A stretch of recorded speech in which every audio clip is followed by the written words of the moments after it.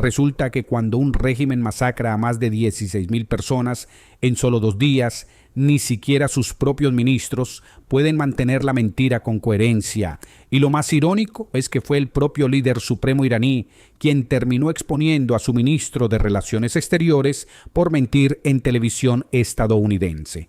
Pero claro, eso pasa cuando la represión es tan brutal que ni la oscuridad digital puede ocultarla, porque lo que acaba de filtrarse desde Teherán no es una cifra más de víctimas, es una masacre de proporciones históricas que le tomó a Rusia casi 2 años alcanzar en una guerra a gran escala. Y si crees que estoy exagerando, espera a ver cómo médicos iraníes documentaron que más de 300.000 personas resultaron heridas en solo 48 horas, 7.000 con lesiones oculares, hasta 1.000 personas que perdieron un ojo y hospitales que se quedaron sin sangre mientras las fuerzas de seguridad impedían las transfusiones. Bienvenidos. Al momento en que un régimen descubre que cuando masacras a tu propia población a esta escala, la verdad se filtra incluso bajo apagón total de Internet. Empecemos por las cifras reales porque son absolutamente devastadoras. Un informe obtenido por The Sunday Times, directamente de médicos que están en el lugar,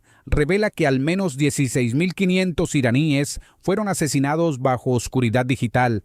Más de 300.000 resultaron heridos, la mayoría de ellos en solo 2 días de masacre brutal, el 8 y 9 de enero.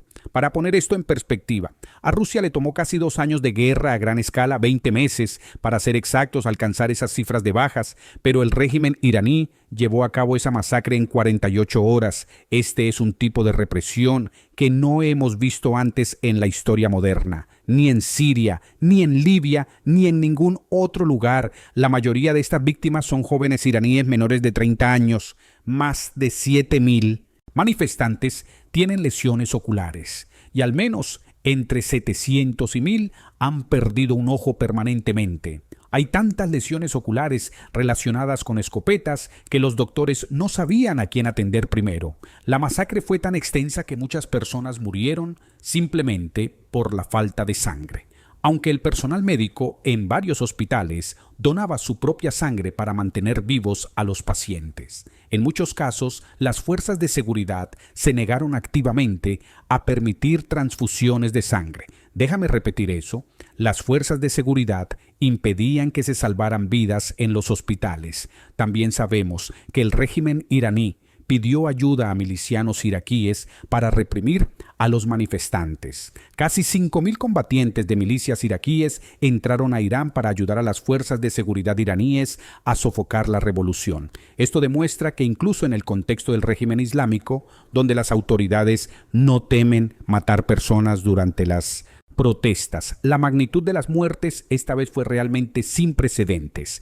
Aquí tenemos el testimonio de un manifestante que logró huir de Irán. Nadie quería hablar frente a la cámara por miedo a los ojos vigilantes del régimen, pero un hombre con heridas visibles en el rostro contó que le dispararon en una protesta en la provincia de Alborz la semana pasada. Me dieron en la cara con unas 7 balas de perdigón, me pegaron arriba del párpado, en la frente, en la mejilla, en el labio, bajo la oreja y a lo largo de la mandíbula. Tuve que usar una navaja para sacar uno de los perdigones yo mismo. Aún tengo 5 incrustados en la cara. Tenía tanto miedo de ser arrestado que ni siquiera buscó ayuda médica. Nos dijo que las fuerzas de seguridad de Irán reprimieron las protestas en su pueblo, pero en otras zonas algunas continuaron. Ahora, la parte más irónica de todo esto es que las muertes fueron tan extensas que ni siquiera el régimen iraní pudo ocultarlas completamente. Aún así, vimos al ministro de Relaciones Exteriores de Irán en la televisión estadounidense diciendo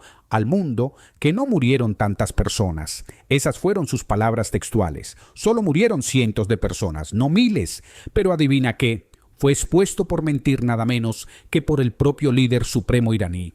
En una declaración pública, Jamenei admitió que varios miles de personas fueron asesinadas. Ellos mataron a algunos con una severidad inhumana, es decir, de manera completamente salvaje. Así que tenemos al ministro de Relaciones Exteriores diciendo en televisión estadounidense que solo fueron cientos y al líder supremo admitiendo públicamente que fueron miles. La contradicción no podría ser más evidente, y lo peor es que un mensaje de ese mismo ministro de Relaciones Exteriores fue lo que convenció al presidente Trump de cancelar los ataques contra Irán. Al menos eso es lo que reporta el Wall Street Journal. Vamos a entrar en eso ahora. El martes, el presidente Trump anunció públicamente que canceló todas las reuniones con líderes iraníes. Luego les pidió al pueblo iraní que tomara los edificios gubernamentales y derrocara al régimen. También declaró que la ayuda está en camino, pero 3 días después, Trump dio señales de que no habría ataques inminentes contra Irán. Entonces, ¿qué pasó exactamente durante esos 3 días que llevó a esta decisión? Trump ha afirmado públicamente que Irán detuvo las ejecuciones de los manifestantes y por eso canceló los ataques. Esa fue solo la razón pública que se dio. Pero en realidad pasaron muchas cosas durante esos 3 días. La primera fue el análisis de costo-beneficio. El ejército de Estados Unidos tenía dudas sobre si un ataque realmente podría llevar a un cambio de régimen. Es importante recordar que las protestas estaban ocurriendo en todo el país. Más de 100 ciudades estaban involucradas. Eso significa que las fuerzas de seguridad estaban dispersas por todo el país reprimiendo manifestantes. La diferencia con operaciones anteriores como Martillo de Medianoche es clara. Durante esa operación, las fuerzas estadounidenses entraron, atacaron las instalaciones nucleares iraníes concentradas en 3 sitios específicos y salieron. Irán ni siquiera pudo disparar un solo tiro de regreso. Esta vez no es el caso. Según el personal militar que estaba asesorando al presidente, los números simplemente no cuadraban. Y no solo el ejército estadounidense estaba argumentando este punto, incluso el primer ministro israelí tuvo una llamada con el presidente Trump tratando de convencerlo de lo mismo. Argumentó que quizá aún no era el momento para atacar al régimen con bombardeos. Estados Unidos debe esperar una mejor oportunidad.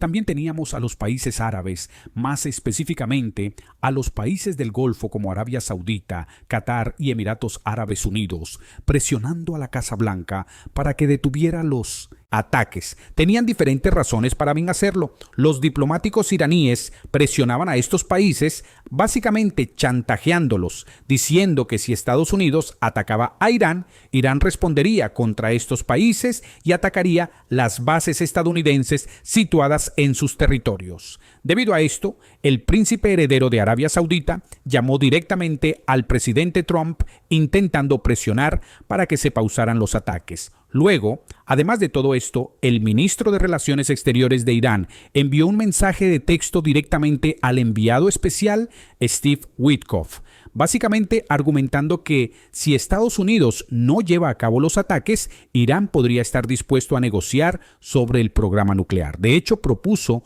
una reunión antes de la cumbre económica de Davos.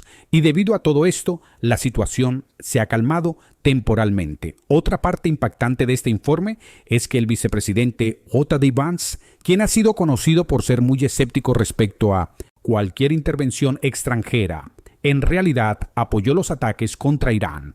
Y tuvimos al secretario de Estado Marco Rubio, quien también argumentó a favor del ataque.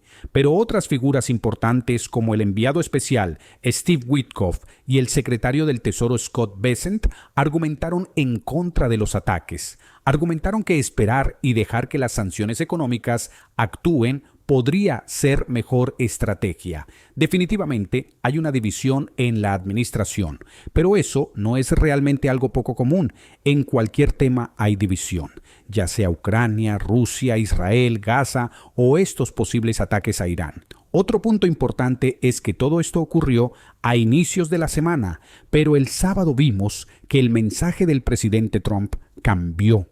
En una entrevista estaba argumentando a favor de un cambio de liderazgo en Irán. Y todo esto está ocurriendo mientras los activos militares de Estados Unidos siguen moviéndose al Medio Oriente.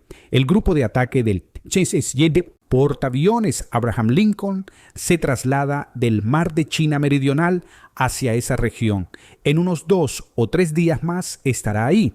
Eso no significa necesariamente que Estados Unidos tenga que atacar, pero definitivamente hace que sea más fácil llevar a cabo cualquier ataque y, más importante aún, defenderse de cualquier represalia. Es crucial recordar que hay bases estadounidenses en todo el Medio Oriente y alrededor de 30.000 soldados estadounidenses están estacionados allí. Así que tenemos este escenario. Más de 16.000 iraníes masacrados en 2 días, el régimen incapaz de ocultar completamente la masacre, el ministro de Relaciones Exteriores mintiendo en televisión estadounidense, el líder supremo contradiciéndolo públicamente al admitir que fueron miles los asesinados, y Estados Unidos pausando ataques militares basándose parcialmente en mensajes de ese mismo régimen que acaba de llevar a cabo una de las represiones más brutales de la historia moderna. La ironía es perfecta. Un régimen que masacra a su propia población a esta escala logra evitar ataques externos mediante negociaciones diplomáticas.